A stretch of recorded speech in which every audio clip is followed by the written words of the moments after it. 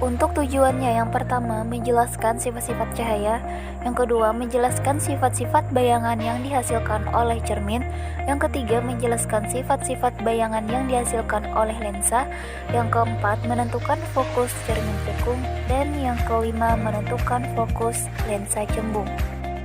Untuk alat dan bahan yang harus disiapkan, yang pertama cermin datar, kedua cermin cembung, yang ketiga cermin cekung, yang keempat lampu senter, yang kelima busur derajat, yang keenam kertas putih, yang ketujuh lilin, yang kedelapan layar atau tabir kertas, dan yang terakhir celah cahaya.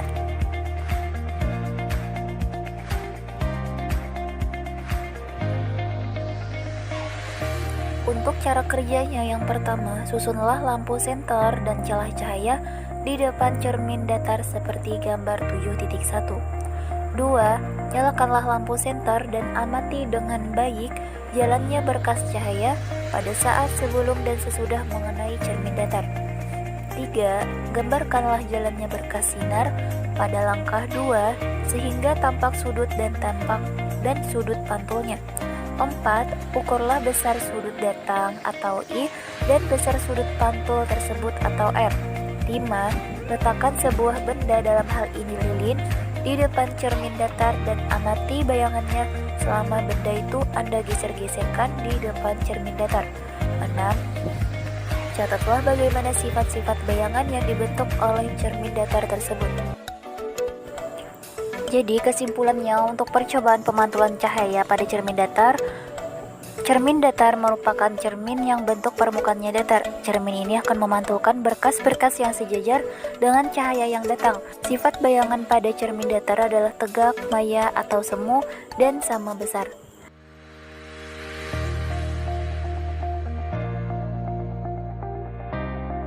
Untuk cara kerjanya, yang pertama susunlah alat seperti gambar 7.2. 2. Nyalakanlah lilin dan amati dengan baik jalannya berkas cahaya pada saat sebelum dan sesudah mengenai cermin cembung. 3. Gambarkanlah jalannya berkas sinar pada langkah 2 sehingga nampak sudut datang dan sudut pantulnya serta bayangan yang terbentuk. 4.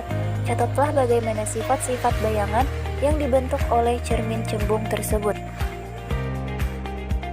Kesimpulan yang dapat diambil dari percobaan pemantulan cahaya pada cermin cembung. Cermin cembung adalah cermin yang memiliki permukaan melengkung keluar. Cermin cembung disebut juga sebagai cermin negatif karena sifat divergen yang cerminan. Artinya cermin cembung ini dapat menyebarkan sinar dan cahaya. Sifat bayangan cermin cembung yaitu tegak, diperkecil, maya, atau semu.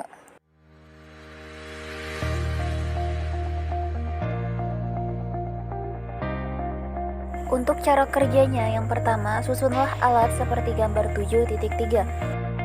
2. Nyalakanlah lilin dan amati dengan baik jalannya berkas cahaya pada saat sebelum dan sesudah mengenai cermin cekung.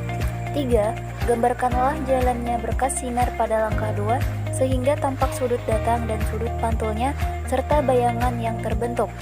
4. Catatlah bagaimana sifat-sifat bayangan yang dibentuk oleh cermin cekung tersebut. 5. Aturlah jarak benda atau latak layar agar pada layar terbentuk bayangan yang jelas dan tajam. Selanjutnya, ukur jarak benda dan jarak bayangan. 6. Jika benda di depan cermin cekung terus digeser menjauhi cermin, maka pada jarak tertentu bayangan benda akan menghilang atau tidak tampak. Ukur jarak benda dari cermin cekung pada keadaan tersebut. Kesimpulan percobaan pemantulan cahaya pada cermin cekung. Cermin cekung adalah cermin yang memiliki bentuk melengkung ke arah dalam. Cermin cekung ini tidak menghasilkan bayangan yang sejajar.